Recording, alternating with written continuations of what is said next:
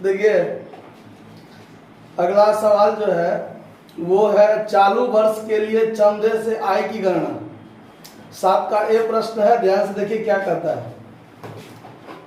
Export क्या है, expo sports club से संबंधित निम्न सूचना से वर्ष 2018 के लिए चंदे से आय की गणना कीजिए, जिसमें आपको दिया हुआ है कि अग्रिम प्राप्त चंदा जो है, देखिए यहाँ पर वर्ष का प्रारंभिक डेट और अंतिम डेट क्लियर कर दिया है कि 1/1/2018 और 31/12/2018। तो ये जो 1/1/2018 है ये प्रारंभिक डेट है और 31/12/2018 ये साल का अंतिम डेट है, ठीक है। तो यह जो अग्रिम प्राप्त चंदा दिया हुआ है 1/1/2018 को 5000, तो ये अग्रिम प्राप्त चंदा फर्स्ट दिन यानी साल के प्रथम दिन ये किस वर्ष का अग्रिम चंदा होगा वो बताइए। दिमाग नहीं लगाए। अग्रिम का मतलब क्या होता है? अग्रिम का मतलब होता है कि समय अभी नहीं आया है लेकिन पैसा आ गया है। तो साल के प्रथम दिन जो एडवांस है ये एडवांस हमारा वर्तमान वर्ष का होगा। किस वर्ष का होगा? साल के प्रथम दिन एडवांस जो होगा, ये आने वाला साल तो हमारा यही वर्तमान साल है ना, जो पूरे साल अभी चलना है, और साल के प्रथम दिन एडवांस है। तो ये एडवांस हमको पिछले साल ही मिला होगा। ये एडवांस साल के प्रथम दिन जो एडवांस है ये एडवांस हमको पिछले साल मिला होगा। तो पिछले साल हम घटाए होंगे। क्यों? क्योंकि आयव्यय खाता में जो चंदा होता है वो चंदा होता है सिर्फ वर्तमान वर्ष वाला। अगर अगले साल वाला इस साल मिल गया है तो उसको हम लेस कर लेंगे। तो जैसे साल के अंतिम दिन देखिए 31/12/2018 को 2000 एडवांस चंदा है, तो ये एडवांस चंदा हमको इस वर्ष मिला है। किस वर्ष मिला है? लेकिन ये चंदा हमारा वर्तमान वर्ष का चंदा नहीं है, ये चंदा हमारा अगले वर्ष का है। तो इस वर्ष हम क्या कर लेंगे, इसको घटा लेंगे। एडवांस है मतलब प्राप्त है, एडवांस है मतलब प्राप्त है, लेकिन कब प्राप्त है? तो साल के प्रथम दिन प्राप्त है। इसका मतलब ये चंदा पिछले साल मिला होगा, तो पिछले साल घटाएंगे लेकिन इस साल इसको क्या करेंगे, हम जोड़ेंगे, ठीक है। और वर्तमान वर्ष के अंतिम दिन जो एडवांस है ये एडवांस हमको इस साल मिला है, लेकिन साल के अंतिम दिन एडवांस है, मतलब ये एडवांस हमारा अगले साल का है। तो इसको हम इस साल क्या करेंगे, घटाएंगे। आया बात समझ में? उसके बाद आउटस्टैंडिंग सब्सक्रिप्शन देखिए, वर्ष के प्रथम दिन नहीं दिया हुआ है, वर्ष के प्रथम दिन नहीं दिया हुआ है। अगर मान लीजिए रहता, अगर मान लीजिए रहता तो बकाया चंदा साल के प्रथम दिन, बकाया चंदा साल के प्रथम दिन, ये बकाया क्या होता है कि समय बीत चुका है, प्राप्त नहीं हुआ है। बकाया का मतलब क्या होता है? समय बीत चुका है, प्राप्त नहीं हुआ है। तो साल के प्रथम दिन जो बकाया है, ये बकाया किस साल का बकाया होगा? पिछले साल का, क्योंकि बीता हुआ साल कौन है?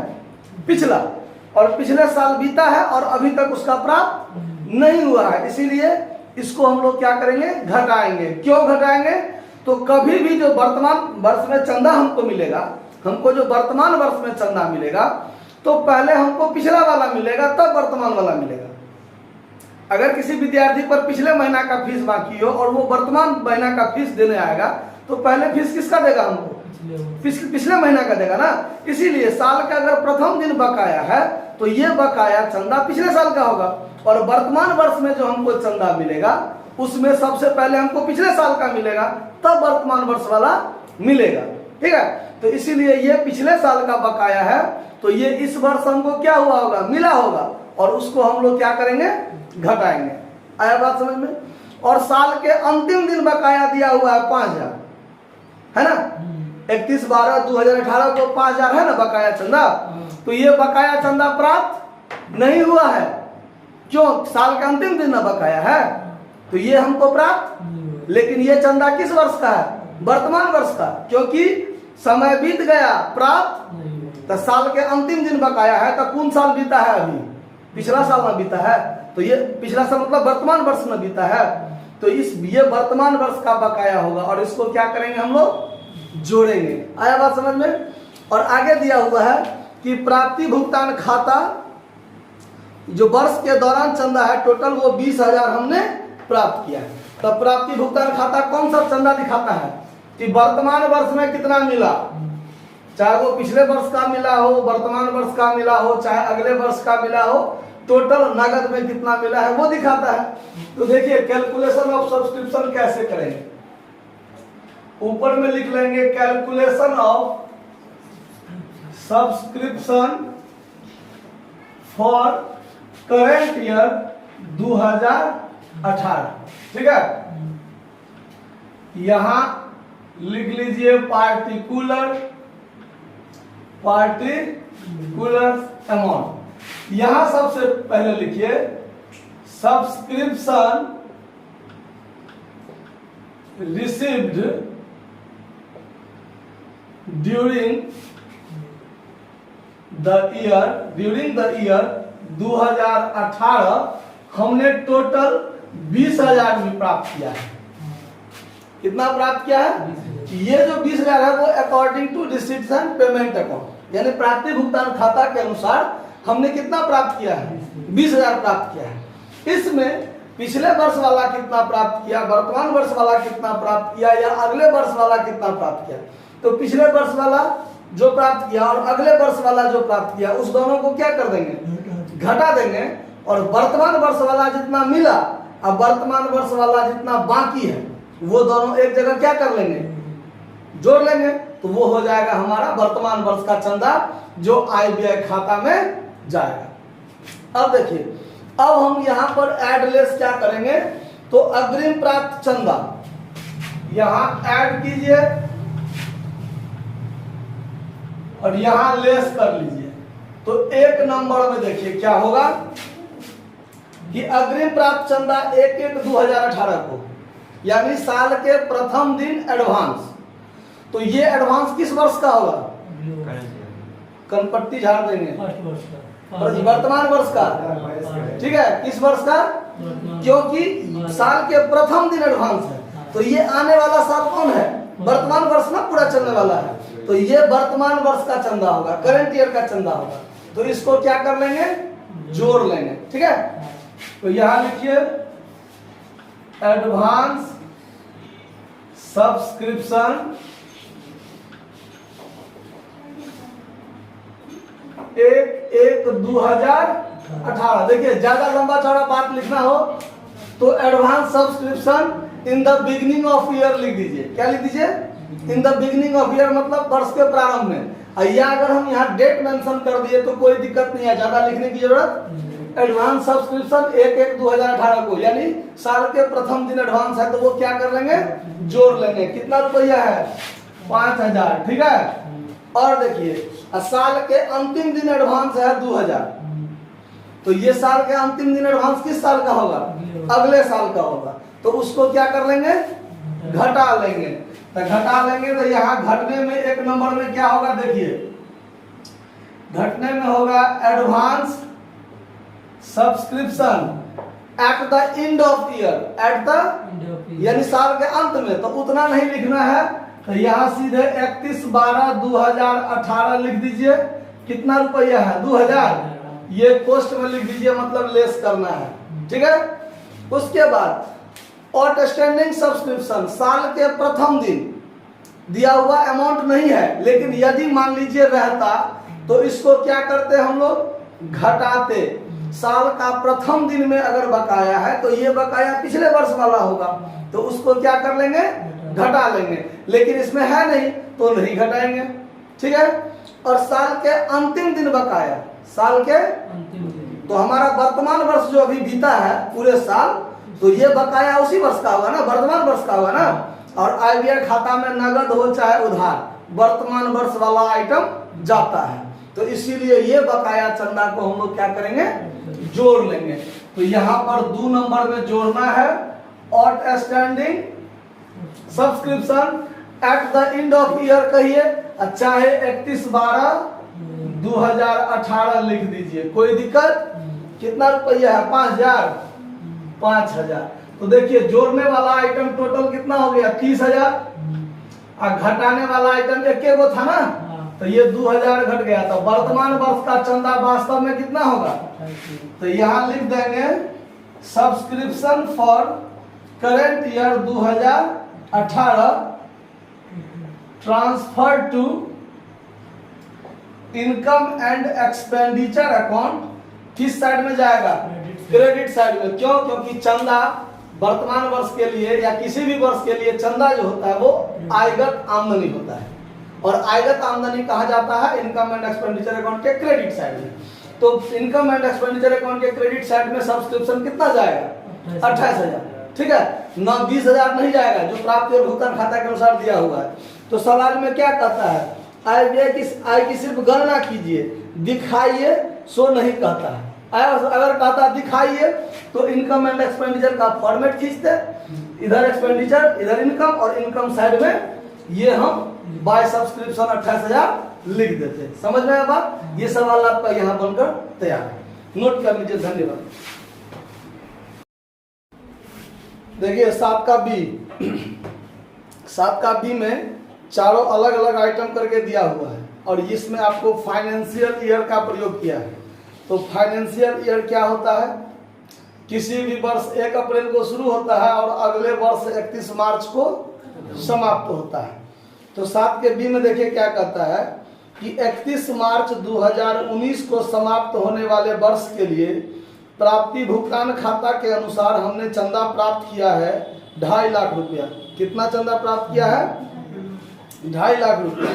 और फिर आपको दिया हुआ है 1 नंबर पॉइंट करके कि 1 अप्रैल 2018 को अप्राप्त चंदा 50,000। अब देखिए ये वर्ष हमारा 18-19 है ना, 31 मार्च 2019 को खत्म हो रहा है, तो ये शुरू कब हुआ होगा? 1 अप्रैल 2018 को। तो 1 अप्रैल 2018 हमारे वर्तमान वर्ष का प्रथम दिन है। क्या है? और प्रथम दिन यानी 1 अप्रैल 2018 को जो बकाया चंदा है, ये बकाया चंदा किस साल का होगा? पिछले साल का। किस साल का? क्योंकि समय जो बीता है और अभी तक बकाया है, तो बीता है पिछला साल ना, और समय बीतने के बाद अभी बाकी है, तो ये साल के प्रथम दिन जो बकाया है वो पिछले वर्ष का बकाया होगा। तो इसको क्या करेंगे? घटाएंगे। फिर आपको दिया हुआ है 31 मार्च 2019 को बकाया चंदा, यानी वर्तमान वर्ष के अंतिम दिन। वर्तमान वर्ष के 31 मार्च 2019 जो है वो वर्तमान वर्ष का अंतिम दिन है, और अंतिम दिन बकाया मतलब हमारा वर्तमान वर्ष अभी बीता है और साल के अंतिम दिन बाकी है। तो ये बाकी किस वर्ष का होगा? वर्तमान वर्ष का। तो इसको क्या कर लेंगे? जोड़ेंगे। फिर 1 अप्रैल 2018 को यानी साल के प्रथम दिन, साल के प्रथम दिन क्या है? एडवांस है। तो ये एडवांस किस वर्ष का होगा? वर्तमान वर्ष का, क्योंकि साल के प्रथम दिन एडवांस है और अभी पूरा साल आना बाकी है ना। तो साल के प्रथम दिन जो एडवांस होगा, ये एडवांस किस वर्ष का होगा? वर्तमान वर्ष का। और 31 मार्च 2019 को अग्रिम प्राप्त चंदा जो है 30,000, ये चंदा किस वर्ष का होगा? तो ये अगले वर्ष का होगा। क्यों? तो वर्तमान वर्ष के अंतिम दिन एडवांस है, और ये एडवांस अगले साल वाला होगा जो इस साल प्राप्त हो गया है। उसको क्या कर लेंगे? लेस कर लेंगे। तो बनाएंगे कैसे? वैसे ही यहां लिखेंगे subscription receipt during the year 2018-19, यानी हमारा वर्तमान वर्ष 2018-19 है ना, उस वर्ष के दौरान हमने कितना प्राप्त किया है? 2.5 लाख। किसके अनुसार? प्राप्ति भुगतान खाता के अनुसार। यहाँ ये लिखेंगे प्राप्ति भुगतान खाता के अनुसार हमने कितना प्राप्त किया है? 2.5 लाख रुपया। ये सबसे ऊपर में लिखेंगे। अब देखिए 1 अप्रैल 2018 को एडवांस, अब यहाँ पर ऐड कर लीजिए और यहाँ पर लेस वाली बात कर लीजिए। तो ऐड में 1 नंबर क्या होगा? तो 1 अप्रैल 2018 को अप्राप्त चंदा, तो ये साल के प्रथम दिन बकाया है, तो ये पिछले वर्ष का होगा, तो ये तो लेस होगा। तो लेस में लिख दीजिए 1 नंबर आउटस्टैंडिंग सब्सक्रिप्शन, और डेट लिख दीजिए 1 अप्रैल 2018। ये पिछले वर्ष का बकाया होगा कितना? 50,000। इसको क्या कर लेंगे हम लोग? लेस कर लेंगे। क्यों लेस और क्यों ऐड होता है, ये बात समझ में आया? चलिए 31 मार्च 2019 को बकाया चंदा, तो साल के अंतिम दिन बकाया चंदा, तो ये क्या होगा? ऐड होगा। तो यहाँ भी लिखेंगे हम लोग आउटस्टैंडिंग सब्सक्रिप्शन और टाइम लिख देंगे 31/3/2019, यानी वर्तमान वर्ष के अंतिम दिन बकाया ऐड होगा। कितना रुपया? 35,000 रुपया। कितना रुपया? 35,000 रुपया। फिर 1 अप्रैल 2018 को अग्रिम चंदा, ये एडवांस चंदा साल के प्रथम दिन, तब प्रथम दिन वाला क्या होगा? ऐड होगा, जुटेगा। तो 2 नंबर में ऐड कीजिए, यहां लिखिए एडवांस सब्सक्रिप्शन और डेट लिख दीजिए 1 अप्रैल या 1/4/2018। ठीक है, कितना? 25,000। तो ये 25,000 क्या हो जाएगा? ऐड हो जाएगा। और फिर दिया हुआ है 31 मार्च 19 को अग्रिम चंदा, यानी वर्तमान वर्ष के अंतिम दिन एडवांस, तो ये अगले साल का होगा। तो इसको लेस कर दीजिए, यहाँ एडवांस सब्सक्रिप्शन 31/3/2019, यहाँ भी अप्रैल को काट के 4 कर दीजिए, कोई दिक्कत? तो कितना रुपया? 30,000 रुपया। 30,000 रुपया। आया बात समझ में? देखिए आउटस्टैंडिंग ऐड भी हुआ, लेस भी हुआ, एडवांस ऐड भी हुआ, लेस भी हुआ, लेकिन यहाँ डेट अंतर है। डेट को मात्र ध्यान में रखना है कि ये पिछले वर्ष वाला होगा या अगले वर्ष वाला होगा या करंट ईयर वाला होगा। क्या होगा वो? तो करंट ईयर वाला होगा तो वो जोड़ेंगे, या अगले पिछले वर्ष वाला यदि प्राप्त हुआ होगा तो उसको घटाएंगे। ठीक है, अब इसको जोड़िए। तो ये हो गया आपका 60,000 और इसमें जोड़ दीजिए तो 3,10,000 और 3,10,000 में से ये 80,000 घटेगा तो 2,30,000 बचेगा। तो ये हुआ आपका subscription for current year 2018-19 transferred to income and expenditure account. Post में कौन साइड लिख देंगे? Credit side. और आपको आईबीआई खाता में दिखाना है, ये बात नहीं कहा है, सिर्फ कहता है कैलकुलेशन करके छोड़ दीजिए। ठीक है, तो ये आपका क्या हो गया? आंसर। कोई दिक्कत? नोट कर लीजिए। धन्यवाद।